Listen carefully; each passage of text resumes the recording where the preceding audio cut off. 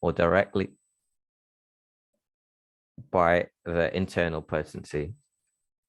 Srila Prabhupada ki jai.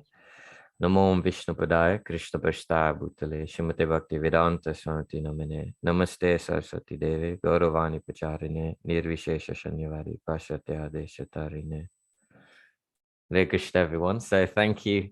After a rocky start, as you can see, Krishna maybe is telling us that we're not in control. But I'm grateful to be with you all here today to discuss this wonderful verse on self-realization from the Srimad Bhagavatam. So just to repeat the verse, whenever a person experiences by self-realization that both the gross and subtle bodies have nothing to do with the pure self, at that time he sees himself as well as the Lord. So there's so much to be understood by this beautiful verse and purport. And for myself, there were 3 points that I wanted to focus on. So in the verse itself, it's saying that both the gross and subtle bodies have nothing to do with the pure self. But in many ways, although we know this in theory, we know the theory, yes, we often hear when we hear discussions on the Bhagavatam, on Bhagavad Gita, that we're not the body. But we still, I know I can speak for myself, that we still act as if we are the body. So I wanted to discuss, the first point is, how are we still in illusion, even with this knowledge? So how are we still in illusion? How does that play out for us? Then I wanted to discuss, okay, so there are these, in the purport, Prabhupada alludes to this, that people, you can be on a liberated platform and still be in a material body. So what are some of the actions of a liberated soul? Are there any examples? So maybe I'll discuss an example of a liberated soul who is in a material body. And then finally, how do we remedy this? So we know that we're in illusion. Maybe we'll touch on the actions of a liberated soul and how can we become, as Prabhupada says, Jivan Mukta, even a liberated person, even in the conditional existence. So how can we reach this level of being liberated, even in the and the remedy is, I know that acronyms are quite popular. So the acronym I've got for the remedy is KRSNA, Krishna Dasa, DASA. And I'll talk later about what that stands for as well. But an easy one to remember, hopefully. So the first point, how are we in illusion? So a nice example of someone who was in illusion, very much so, was Ravan. So recently it was the appearance day of Lord Ramachandra, and there's many discussions and glorifications of Lord Ramachandra. And we look at Ravan and we can see how this was someone who had everything in one sense. He had so much opulence. He had so many queens of himself. He had so many servants. And yet he wanted more. So much more that he had to go and kidnap another person's wife in Sita Devi. So this is what I like to call the Ravana complex.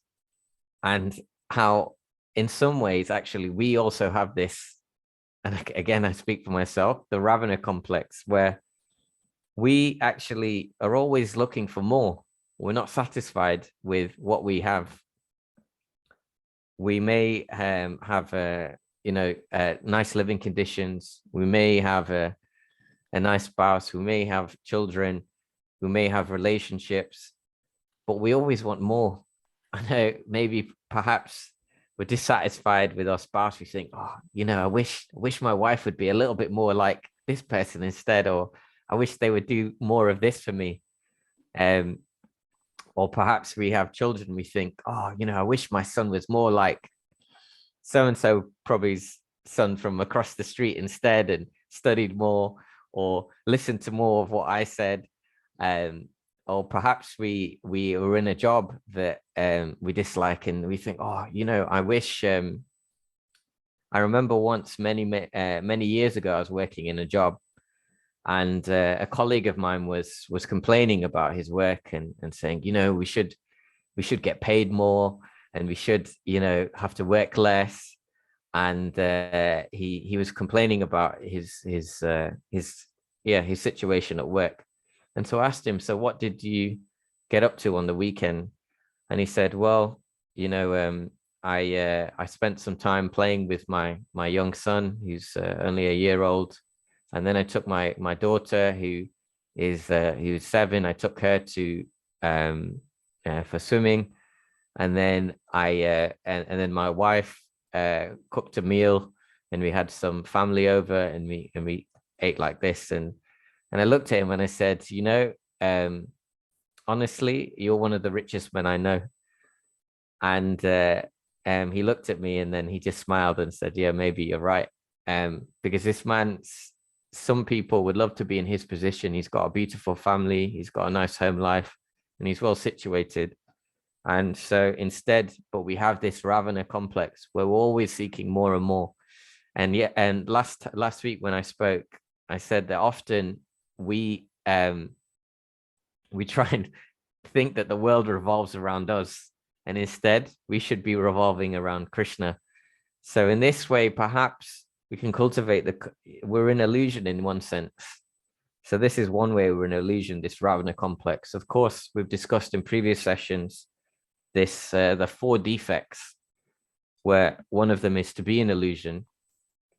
The other defects are obviously the cheating propensity, imperfect senses. But another way we're an illusion is taking offense easily. So I know that I myself, on many occasions, I'm not treated as how I wish I should be treated. I will take offense. And I thought a nice illustration of this, especially in Kali Yuga, is a pastime of Mirage Parikshit, as will be discussed in detail in this very canto of the Bhagavatam. So, of course, as many as you know, Mirage Parikshit, the great king and of wonderful lineage. He is obviously a descendant of the Pandavas, and on one occasion he was out hunting, as many kings did of that time. But after hunting for some time, he became hungry, and he was thirsty also. So he came across the hermitage of a great sage, Shomika Rishi. Now, Shomika Rishi was such a great sage. He was deep in meditation, meditating on the Supreme Lord. Because he was in such a deep state of meditation, he didn't acknowledge the king, who was tired and thirsty and wished to be greeted by the sage with some water. So Mirage Parikshit took great offense of this. And as such, he took his bow, and using his bow, he picked up nearby, there was a corpse of a dead snake, and he garlanded the Rishi, who was in Shomika Rishi, who was in deep meditation, with the snake. He then left that place. But after some time, the Shomika Rishi, his son, who was very powerful, because at that time, Brahmanas were very powerful. His son Shringi heard about what had happened to his father and became very distressed and very angry. He became very angry, Shringi, the son of the great Brahmana. And he said, I will curse this king to die within 7 days. And he will be bitten on the 7th day. He will be bitten by the snake bird, Dakshak. And thus he will leave his body as such. So there's so many things to be taken from this pastime. But one such thing is that we take offense easily. And the reaction of Shringi was far too great by Shringi, that it didn't merit what Mirage Parikshit had done. May have been wrong, but it didn't merit him being cursed, because he was a great king, and he was of a good character. In fact, Shomika Rishi then chastised instead and said, what have you done?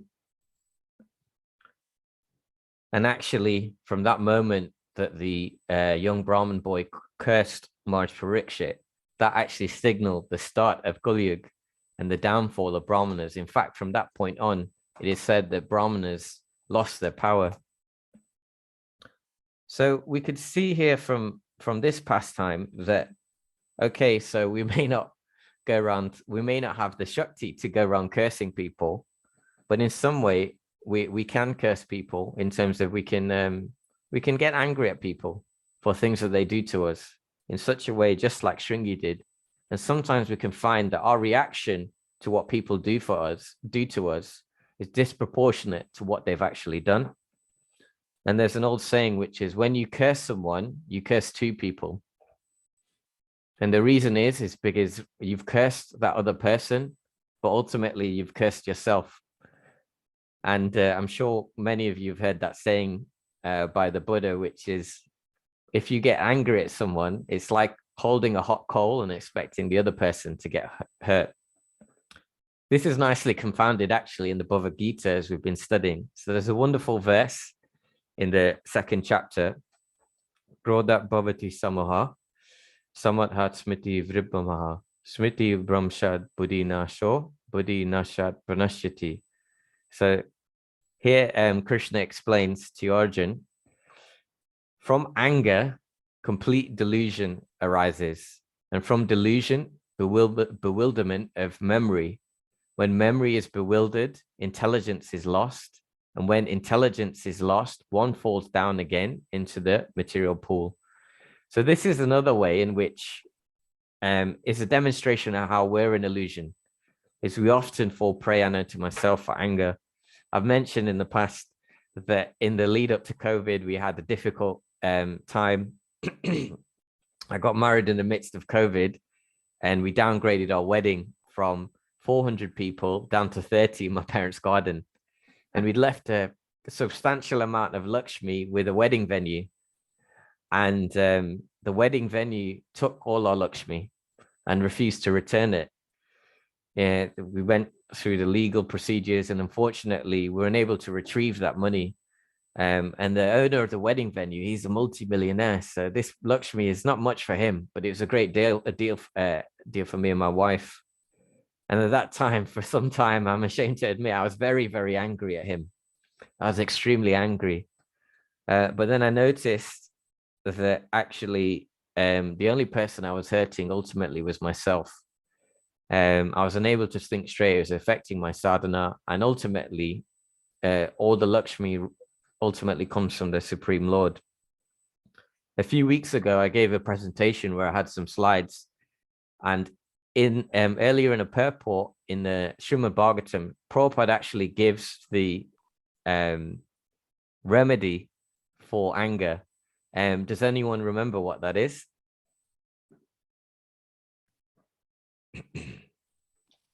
So the remedy, Srila Prabhupada mentions in the Bhagavatam and in one of his wonderful purports, the remedy. Sorry, Sandhya Mataji, did you have the answer? Prabhuji, I was just thinking Prabhupada must have said chant. Yeah, so definitely that is there. But actually, Prabhupada says, I did meant to send the slides around, so I will send it. But the remedy for anger is to learn to forgive. So by learning to forgive others, and this is a hallmark of divine quality mentioned above the Gita, is forgiveness. But this is another example of how we're in illusion, and just like Shringi, we take offense very easily, especially in this age. And like I said, we have this Ravana complex of always wanting more. So that's some of the ways in which we're an illusion, that we could spend an entire week perhaps discussing how we're an illusion, especially in this age, and especially when I speak for myself. But I wanted to talk about, I know we're limited for time, and I wanted to talk about the actions of a liberated soul. So later in the Bhagavatam, there's an amazing pastime of Bharat Maharaj. So Bharat Maharaj was a great, great king. And at the end of his tenure as king, he gives away his kingdom to his sons, and he goes to the forest to meditate on the Supreme Lord and become a renunciate. Now, initially, as it's described, that he was in great ecstasy. He lived very simply in the forest, just living of what meager things he could attain. And in fact, tears would be streaming down his eyes as he was in such ecstasy, meditating on the Supreme Lord and living such a simple life. it is actually explained that of the 9 stages of bhakti, he was almost at the pinnacle, Krishna Pim. He is actually above, which is a very, very elevated stage. But on one occasion, he was in the forest and he saw a deer, and a tiger roared in the forest, and then the deer was pregnant. And as such, it became very frightened and ran into a river. And at that point, it gave birth. It then shortly passed away. So Bharat Maharaj becoming affected by this and attached to the deer, the foal, he thought he needed to take care of it. But upon taking care of the deer, he neglected his spiritual duties. And as such, he became overly attached to the deer. One point, he lost the young deer and was calling out for it. And in this state of calling out for the deer, he left his body. And of course, in its next life, then, as you know from the Bhagavad Gita, one's body is determined by one's thoughts at death. As he was thinking of the deer, he took birth as a deer in his next life. But through the mercy of the Lord and his past pious credits, he could actually remember his past life and realize his grave mistake. So, as a deer, he refused to associate with the rest of the deers and did not want to accumulate any more karma, and instead peacefully stayed away from the deers and passed away. What I wanted to focus on is his final life before he returned to the abode of the Supreme Lord as Jada Bharat. So in his final life as Jada Bharat, he was a liberated soul, essentially. He could remember everything. But he was so afraid of becoming entangled in material life. And although he was born into a Brahmin family, they were somewhat materialistic. So even though he was supremely knowledgeable and intelligent on the liberated platform, he played the fool to his family. His father would often try and teach him many things, and he would do it backwards, just so he could not get entangled in this material, in this material world. As the pastime went on, Jada Bharat, he went on some travels, and he was actually apprehended by a gang of thieves. But accepting his fate, and the elevated personality he surrendered himself. And these thieves, they were worshippers of Kalima, and they wished to sacrifice him. So he accepted his fate. And as they put him on the sacrificial altar, ready to kill him and slit his throat as an offering to Kalima, Kalima herself appeared and killed the thieves, as she could recognize that this was actually a great devotee of the Lord. The actions which I'd like to focus on of Jada Bharat was his aloofness of the material world. And the final excerpt was, at one stage, he was wandering through the forest. And back in those days, kings were actually carried on a palanquin. So you may see sometimes at weddings, the bride is brought in by some of perhaps her uncles or relatives on a palanquin. Sometimes this happens still, even today. So in those days, this is how a king would travel. And 4 people carrying this king. His name is Rahugana. So 4 people were carrying King Rahugana, but some of the servants realized that they needed an extra servant, as one of the servants was becoming tired. And they were looking, so the soldiers were looking around for someone, and they came across Jada Bharat. So they recruited Jada Bharat's services to carry the king on the palanquin. But Jada Bharat, liberated soul that he was, could see everything in equanimity. As Srila Prabhupada says, when a person experiences by self-realization that both the growth and subtle bodies have nothing to do with the pure self, at that time he sees himself as well as the Lord. And this was very much Jada Bharat. So the problem was, as he could see everything, when he was carrying the palanquin of the king, he would often stop and move to avoid stepping on ants, as he could see that the ant is also a spirit soul. So the king on the palanquin, you can imagine, was moving around and thinking, who is this? And starts to chastise Jada Bharat and says, what do you think you're doing? Don't you know who I am? I'm a king, and you are a useless servant. And he starts making fun of Jada Bharat. and start saying, yeah, perhaps you're old and fragile. Is that why you can't carry my palanquin adequately? Now think again how in our unliberated position, we may find ourselves insulted, maybe not in this way, but on a day-to-day basis. And how would we react? So something to meditate on, and definitely for myself. But then you look at the actions of Jadabharat, and he calmly is completely unaffected and just says, yes, king, but the thing is, I'm not this body. Yes, my body may be weak, but I'm not the body anyway. So you're just insulting my body. And ultimately, who's to say in this life, I may be in this life, you're the position of the king and I'm the position of the servant. In the next life, I may be in the position of the king and you may be in the position of the servant. At this point, the king, Rahugana, realizes that Jada, as he's also educated in the science of self-realization, realizes that Jadabharat is no ordinary person. And like this, they have a conversation. He apologizes to Jadabharat. At the end of his life, Jadabharat returns to the abode of the Supreme Lord. So why do I mention this? Is that one of the actions of a liberated soul is that he does not take offense, because he does not identify with the body, does not identify with the false self, which is our body, and our mind, which is the subtle self, as mentioned in the purport by Srila Prabhupada. But he can actually see himself, and by seeing himself, he means the true self, which is Atma. And he can also see the Lord, not just in himself, but in other beings, as the Lord is situated in one's heart. So this is one way in which we can see that we can really assess where we are at, how we react in situations. It's said that someone once said to me, when a lemon gets squeezed, you get lemon juice.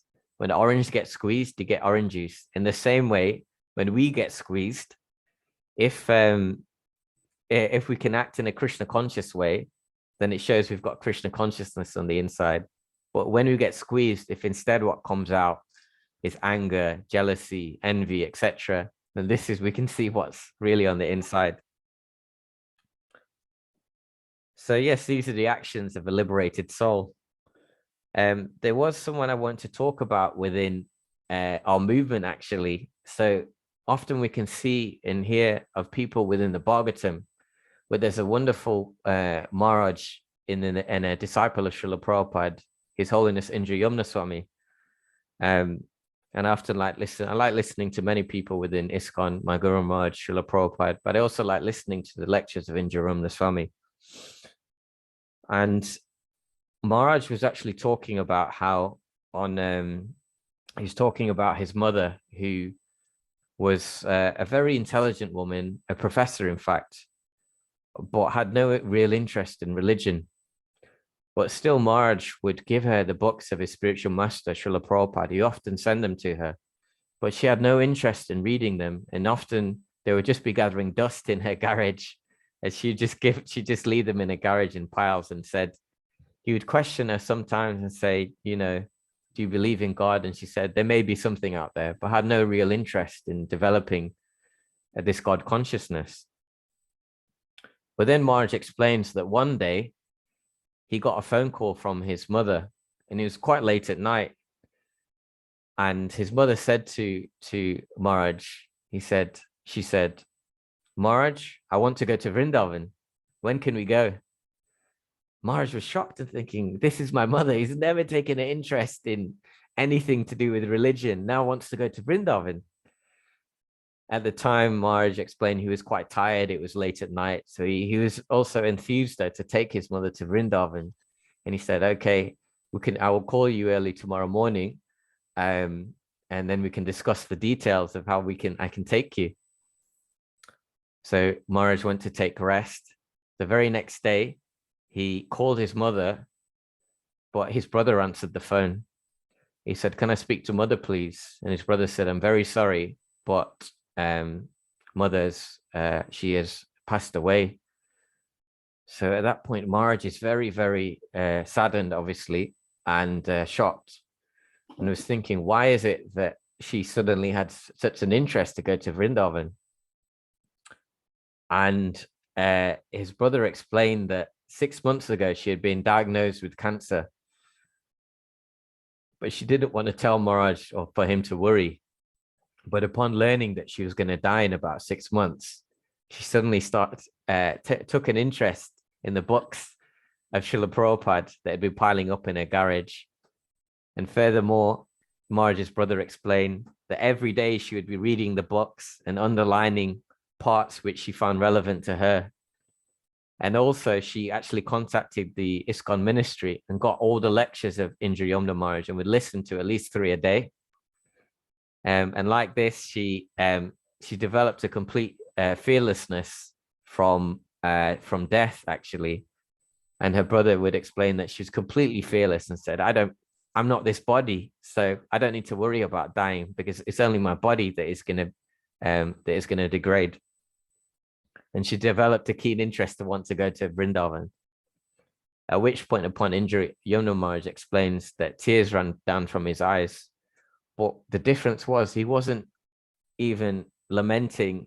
They weren't tears of lamentation, as explained in the Bhagavad Gita, the Hina Sminyata Dehe Komaram Yovanam Jara. So he wasn't lamenting for the loss of his mother.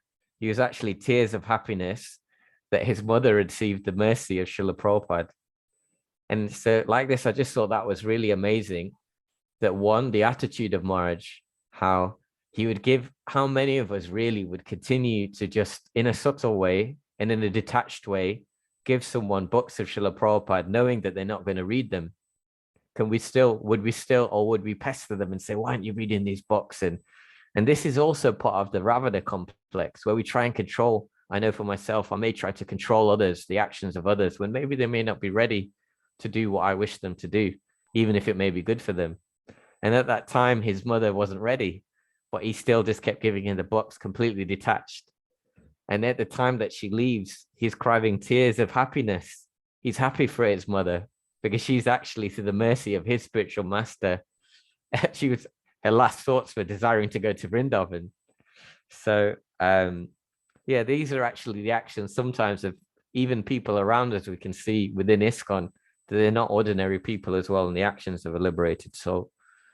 So we've talked about how we're an illusion, the Ravana complex, taking offense easily, we're easy to anger. Definitely, I can speak for myself. We talked about the actions of a liberated soul. We talked about Jadabharat, and even the actions of people we can see like Indra Yamuna Maharaj. But these are all elevated people. Seem like a long, long way from where we're at. So what is the remedy? And the acronym I have is KRSNA, Krishna, DASA, Dasa. So this means become a Krishna Das, but what the acronym means is K, control our anger, R, restrain the S, senses, NA, we need association, and the last part, Dasa, develop a service attitude.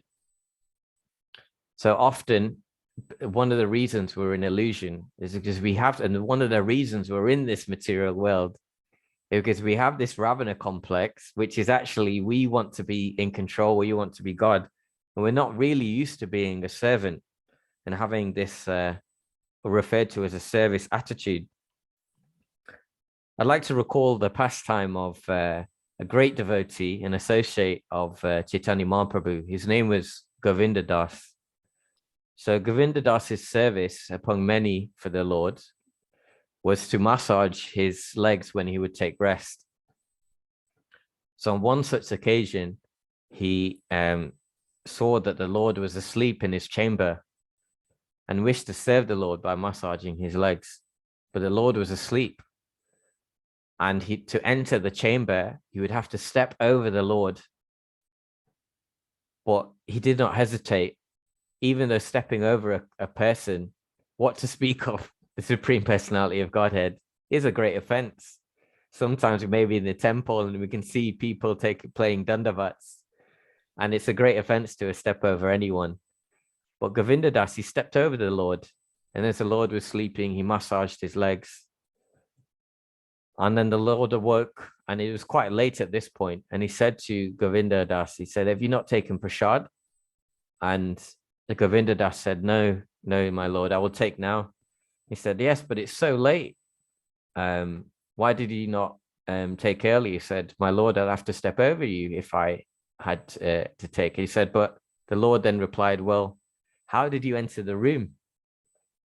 So Govinda Das replied, he said, Govinda Prabhu, he said, if it means to serve you, I will step over you 1,000 times. But if it's to serve myself, I will never once step over you. So I just thought this was such a nice pastime, such a sweet pastime, because we can see that Govinda here, Govinda Das, he had such a wonderful service attitude where he's willing to inconvenience himself in the service of the Lord. But when it's to serve himself, he'll also inconvenience himself. So I just thought that was a really sweet and practical point also, that many times perhaps we have this attitude where that we're looking to please ourselves, and can we actually do something, inconvenience ourselves for the service of others and the service of the Lord, particularly in the context of Krishna consciousness? I wanted to mention this point in the acronym I mentioned, control or anger. So there's an old fable by what's known as American, they're called Cherokees or Native Americans. Sometimes they're even referred to as American Indians. So I'm sure you know what I'm referring to, but there was an old Cherokee, and he was telling his grandson about the two wolves inside of him. He's telling his grandson, he said, there's a great fight happening inside of me, between two wolves. One of the wolves is anger, envy, greed, false pride, and ego. And the other wolf is joy, peace, hope, humility, kindness, and empathy. And so his grandson said, so which wolf wins? At which the old Cherokee replied, the one that you feed. So the reason I mention this is that often we have times where we can give in to anger, we can give in to envy, we can give in to greed, and it's very tempting to do so. But actually the ones that we feed, the choice that we make will help elevate our consciousness and get us out of this illusion. I like to share personal experiences, so I'd like to share something that I'd experienced in the ashram. So I was traveling as a brahmachari, and I'd been appointed leader of our group, even though in our group I was actually probably the least experienced in Krishna consciousness, but I was just quite a lot older than the others in the group, so I had a lot of life experience. But one of the others in the group, I could see his face, he looked quite upset when I was appointed as the leader. So to comfort him, I said, look, listen, I know I'm not so experienced in Krishna consciousness, but I have a lot of life experience and I'm here to serve you all. But unfortunately, he took some offense at me taking this position. And so every time we would engage in a conversation about Krishna consciousness, he would often put me down. So you can imagine that I was sleeping next to him. I was serving with him. We were traveling sometimes 10 hours together.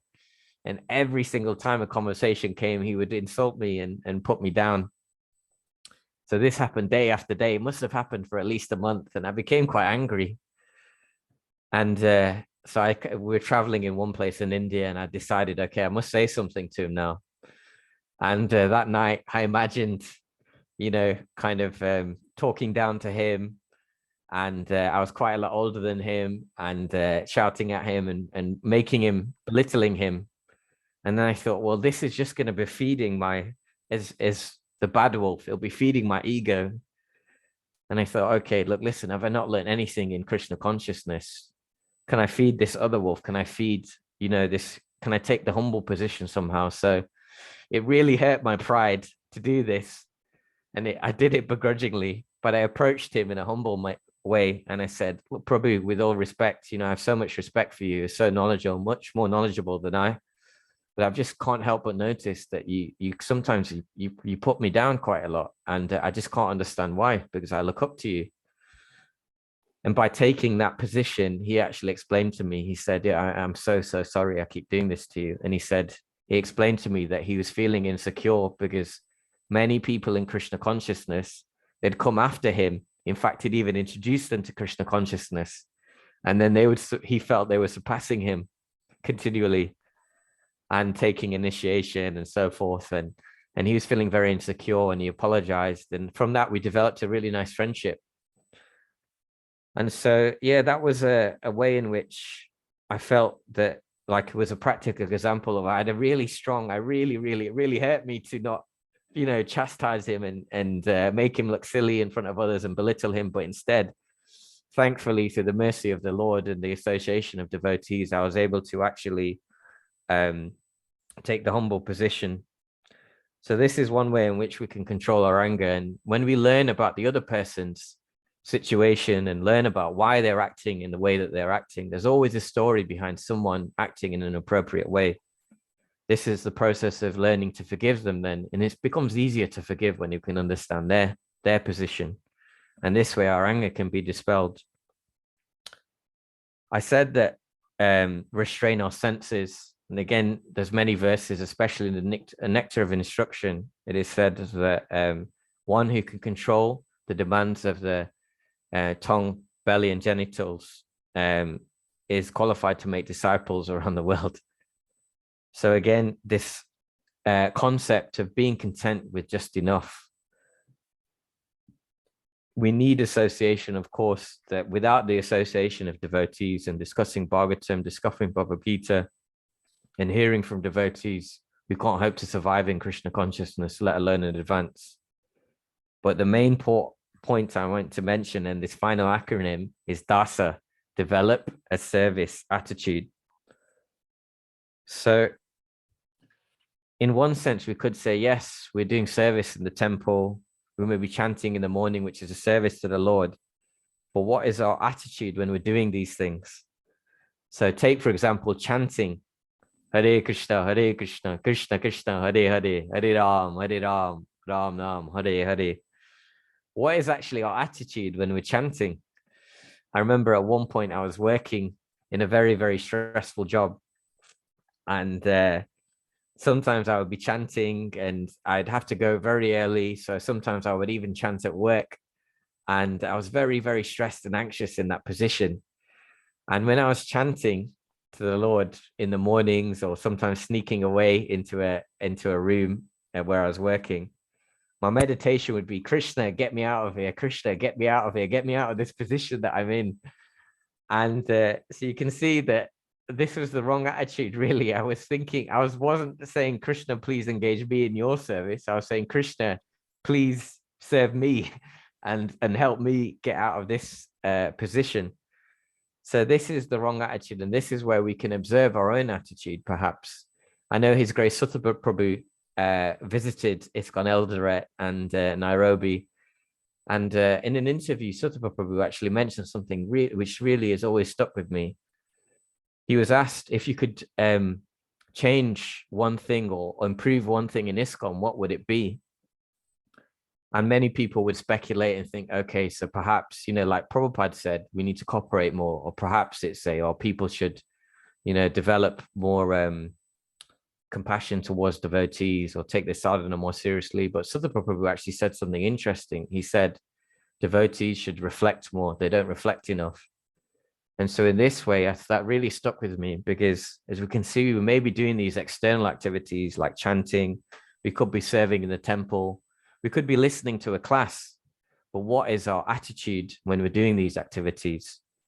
So we really need to develop a service attitude, whether it's for chanting in preparing our consciousness, and chanting in a mood where we're begging the Lord, please engage me in your service.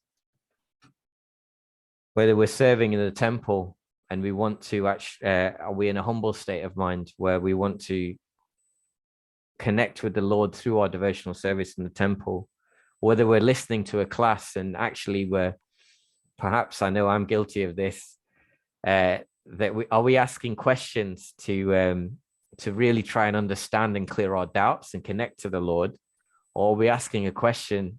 I know I've definitely done this in the past, and I observed this within myself. Are we asking a question to appear clever or challenging? And I can definitely say I've been guilty of this in the past. So ultimately, we want to become from Godas, which is servant. Go can mean senses. We want to go from Godas to Krishna Das. And I'd like to end with a really nice quote I found from Srila Prabhupada on developing a service attitude. So someone asked Srila Prabhupada, how do you develop a service attitude? And Prabhupada said, by service. In the material world, if you give service, you become tired. But in the transcendental world, if you give service, you become more enthusiastic. Yes, more service. That is happening. I do not pay these boys. Rather, they pay me and they engage in the service. They pay and serve. In the material world, as soon as you stop payment, there is no service. Why? Because by serving Krishna, they get transcendental pleasure. So the more you engage yourself in the service of the Lord, the more you become enthusiastic. There's no question of becoming tired. Just like I'm an old man, I've come from India. My age is 76 years. So still I'm enthusiastic. Still I'm going everywhere, all over the world. Why? Krishna's service is so nice. Even old man like me, he gets energy to work. So Krishna's service is so nice that you try to engage yourself more and more. And then you'll get more and more Krishna conscious, more enthusiastic. So I'd like to end on that quote by Srila Prabhupada and just summarize that we discussed how we are an illusion. We discussed the actions of a liberated soul and the remedy, which is Krishna Das. Become Krishna Das. Control our anger, restrain our senses. We need association and dasa, develop a service attitude. So there's just a few thoughts about this amazing verse on self-realization from the Srimad Bhagavatam. Really, thank you so much for attending today, your kind association and this opportunity to share some thoughts. And I welcome any comments, any corrections or any questions. Hare Krishna. Hare Krishna, Prabhuji. Thank you so much for really giving us this nectar and really churning out and giving us the makhan of this verse. It really made sense. And these 3 points, I think, will stick in everybody's minds. Are there any questions or comments? We have 5 more minutes left. Kindly unmute and ask your questions, Sandhya. Hare Krishna, Prabhuji. Sorry if I upset anyone by asking this question. Where does, in Bhagavad Gita or in Bhagavatam, does it state clearly that I love you, as in Krishna saying that I love you? I mean, places very clearly, Gita and Bhagavatam, they've said people who don't understand are small brains, useless, they're unintelligent. So as clearly as that, where does it say that God loves us? I mean, he has tried to help us in ways that, if you do this, you'll be this, you can achieve this. But I just need to know, just for myself, I need to know. Prabhu, thank you. Oh, thank you so much, Sandy Mataji, for a very, very deep and profound question. So just to repeat, Sandy Mataji said that in many places in the Bhagavatam, there's some very harsh statements, hard statements saying that men of small intelligence, worship demigods, like so forth. Krishna says this. But where does it say that Krishna loves us unconditionally?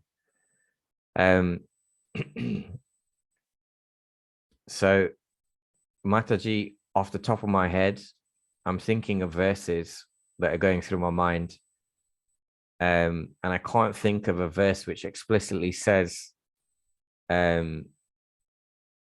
Krishna loves us, like he says, he uses the exact words, I love you unconditionally. He doesn't use it in that phrase, but as we learn about the pastimes of Srimad Bhagavatam, as we learn about the pastimes, particularly within the Bhagavatam, we can see often, not just by Krishna's words, but by his actions towards his devotees and his mercy, that he must surely love us. He must do, because of the way he interacts with his devotees. He will do only maybe a small thing for him, but he'll reciprocate in the most amazing ways. And this is what I can offer you for that, Mataji, is that we often also, it's said, and there's many talks on this, where sometimes the actions of his Divine Grace Srila Prabhupada and the words that he uses can be quite heavy. And I actually had this question sometimes. I thought that sometimes the instructions of Srila Prabhupada can be difficult to follow. And is he too heavy? But then you actually also not only study the words of Srila Prabhupada, but you study his actions and the way he was. And there's so much kindness, benevolence, so much compassion towards his devotees, and how he was incredibly kind and personal with people. And you would never give one person the same instruction. He would assess their individual situation and then treat them accordingly, like that. So Sandy Mataji, it was a very, very deep question, and something I think I'd probably need to think about more as well, if anyone else has anything to add. But one thing I can say, Mataji, is that I've experienced Krishna's love through the actions of his devotees. They've been so kind to me, and I'd be in such a worse place in my life if it wasn't for Krishna consciousness. So in that sense, one, it's through the practice, the science of Krishna consciousness, that my life has just improved like umpteen-fold. And secondly, as we study the pastimes of Krishna and his interactions with devotees and his loving exchanges, we can see that even when devotees even do such a small amount for Krishna, he will reciprocate in some way. So I hope that is able to somewhat answer your question. And I apologize, I can't directly quote. But again, I'll also meditate on it and look to revisit this question as well, because it's a very, very deep question. Thank you. Hare Krishna, Prabhuji. Can I add a little bit to that, please? Yes, please, Mataji.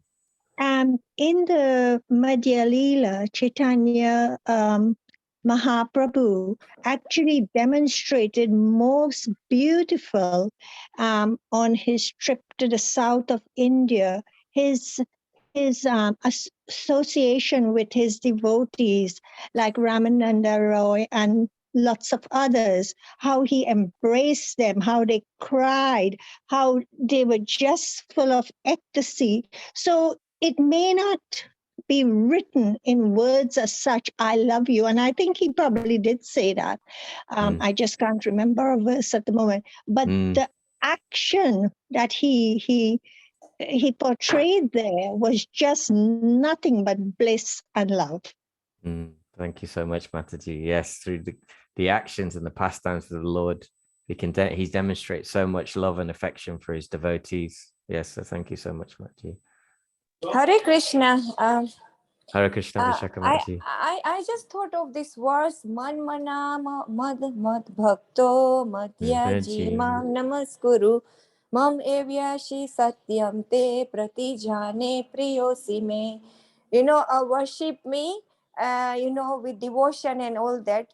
And, I will you'll come to me because you are my dearest, you are very dear to me. Something like that. So, so that is one way by Priya means you're beloved to me. So I will look after you. So that verse in Bhagavad Gita, I think, mentions that, my devotees are I love them. Yes, Hare Krishna. Thank you. Hare Krishna. That's 1865. It says, I promise you this because you are my very dear friend. That's the last section of it. But I wanted to say something else.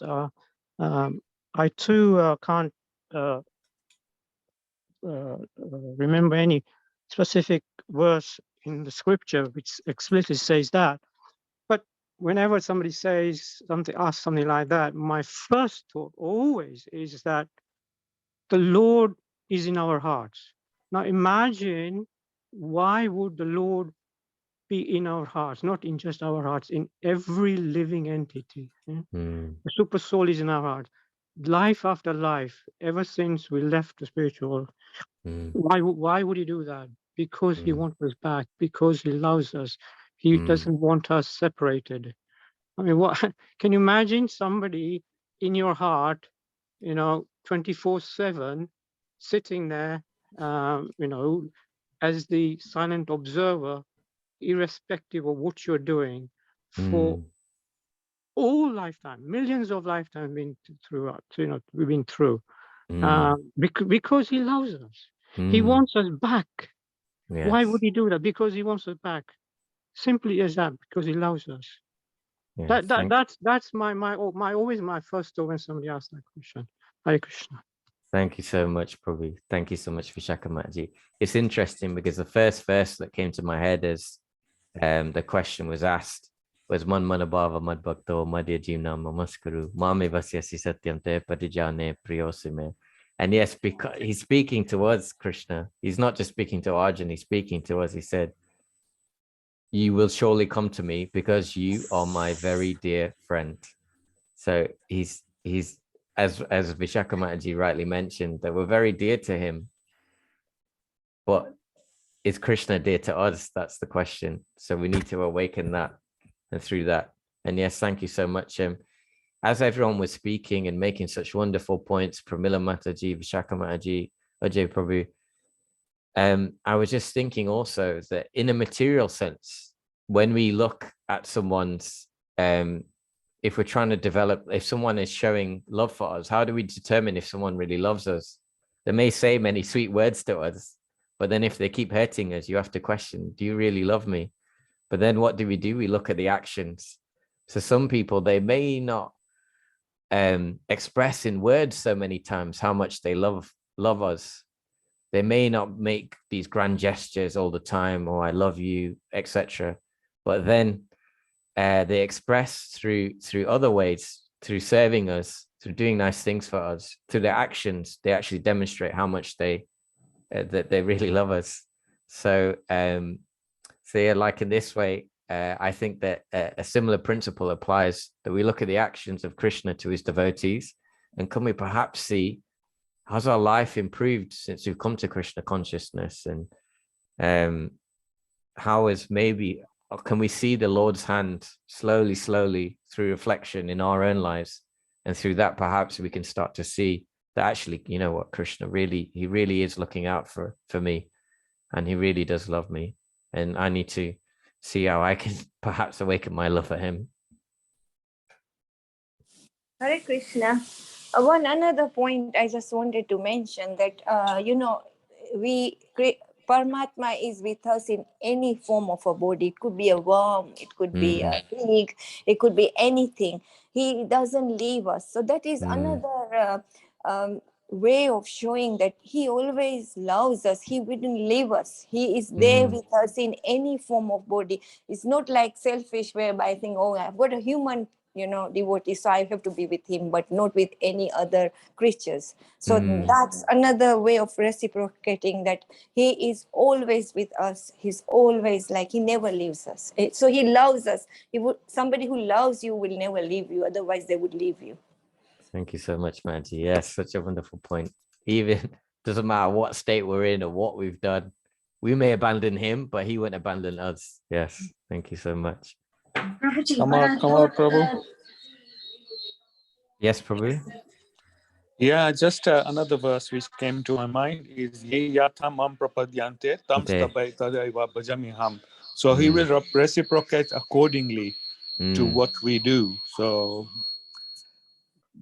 that's Lord. Whatever you do, whatever service you do, he will reciprocate according to what love and affection you show to the Lord. Yeah. Yes, thank you so much, Prabhu. Yes. Sorry, Sanjay Mataji, you had some. Prabhuji, Ajay Prabhuji said about the super soul. in us. I thought super soul is to show us the right path. But if we don't listen very quietly, super soul is observing everything we are doing. And Yes.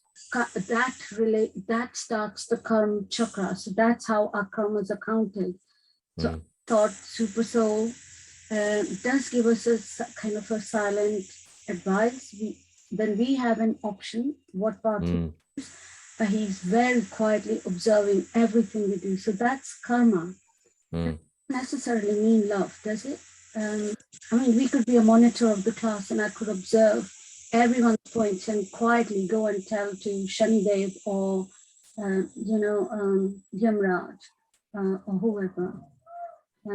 Because, Prabhuji, I've just recently lost someone. And yes, I may be probably still in the bereavement.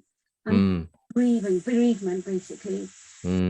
Just think that amongst human beings, if someone was to do anything really bad to me, I mean, not during today's chapter where it says that, anger and forgiveness is our virtue.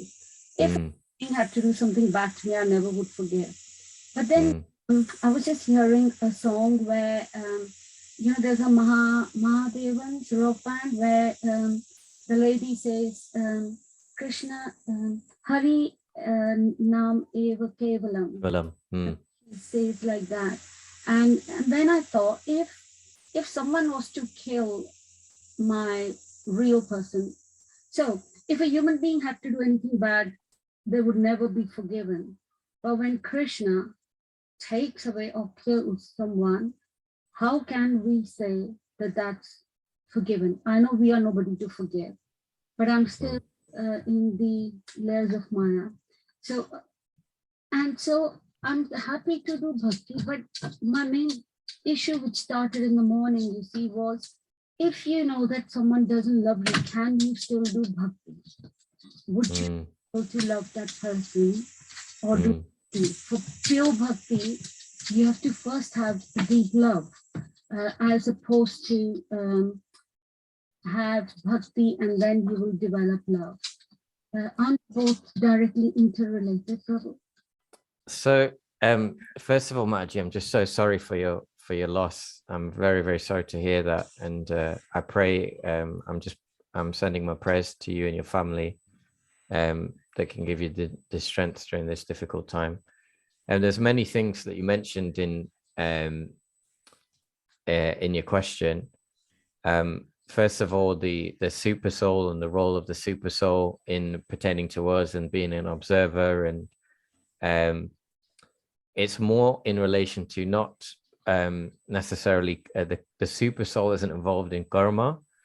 It's us which accumulate the karma.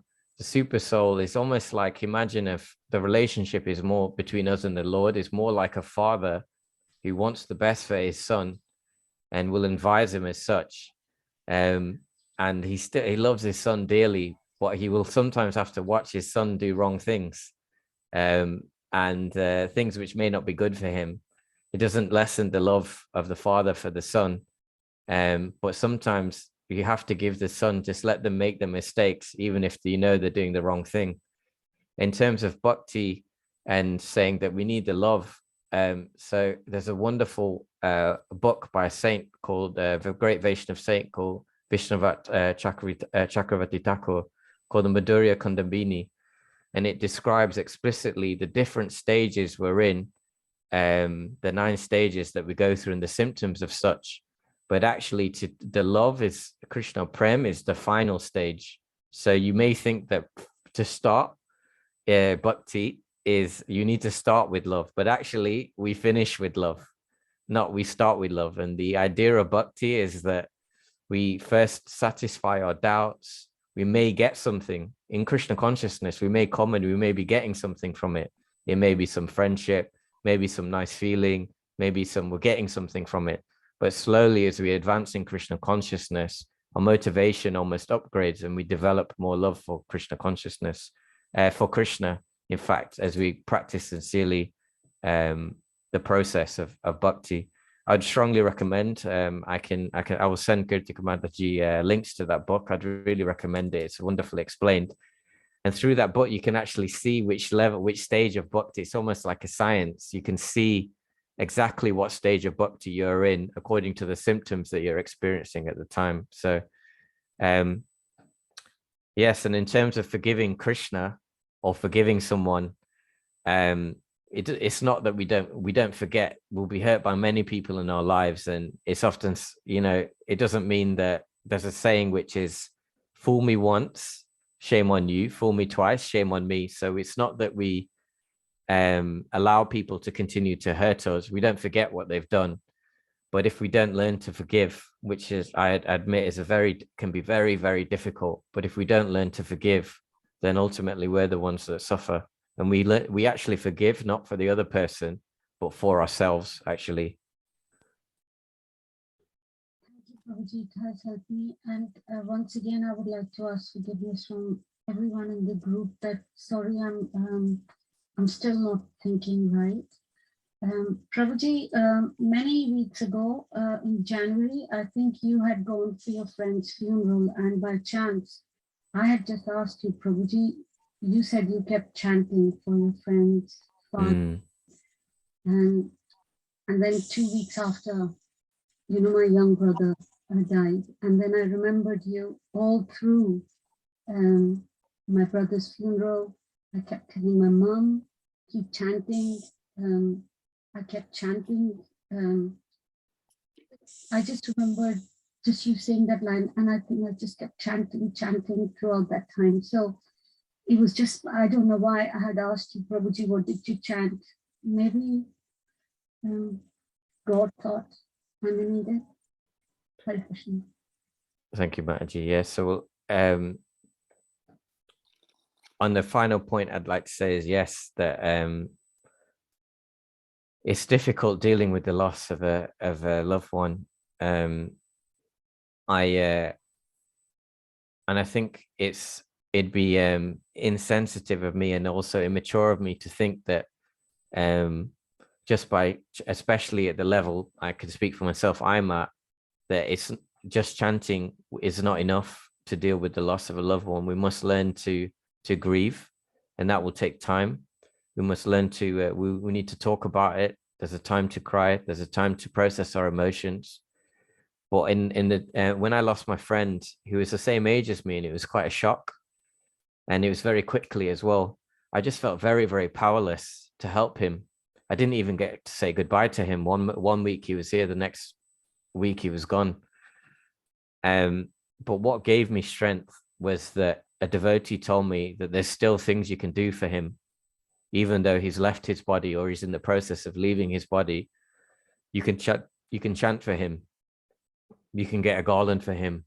I got a picture, put his picture in the temple, and devotees were offering flowers to his picture. And that gave me some solace, that lessened some of the hurt in my own heart, knowing that actually, even though he's left, I can still do things for him from afar, and that I can still help him, even though I couldn't help him materially. I can still help him spiritually on his onward journey. So that just gave me a bit of solace. But yes, Mataji, I would just say, like, it's so important to go through the process of grieving, to acknowledge our emotions, and not, as well as, but also chanting and doing spiritual activities can help. Hare Krishna. Hare Krishna. Hare Krishna. I think we've passed our time. I'm sorry to take so much of your time, Prabhuji. I'll hand over to Prahlad Prabhu to close this session. Hare Krishna. Thank you, Prabhu, for this wonderful class. And also thank you for providing us an insight towards your spiritual journey as well. It at least makes me feel, well, not exactly feel in the comfort zone, but it just makes me feel that it's good to know that it's not only us struggling with this journey to go back to Godhead. Everyone experiences it. So thank you, Prabhu. I would also like to thank the devotees for also taking 1 hour of their time to listen to the nectar given by Prabhu. So thank you all for joining as well. Prabhu, on behalf of ISKCON Eldoret, we would like to thank you. So I would like to kindly request all the devotees assembled here to kindly please unmute yourselves and let's chant the Hare Krishna Maha Mantra once for His Grace Kamal Panchal Prabhu. Hare Krishna, Krishna, Hare Krishna, Krishna Krishna, Hare Hare, Hare Hare Rama, Hare Rama, Rama Rama, Hare Hare. Kripa Kripa Sindhu Devacha Titanam Pavanebhyo Vaishnavebhyo Namo Namah. Srila Prabhupada ki Jai. His Grace Kamal Panchal Prabhu ki Jai. Jai Go Pramanande. Hari Hari Bo. Bol. Thank you, Prabhuji. Hare Krishna. Thank you so much, Krishna. Sorry, Prabhuji, at the initial hiccup with the link. No problem. It's the material world, Mataji. Hare Krishna.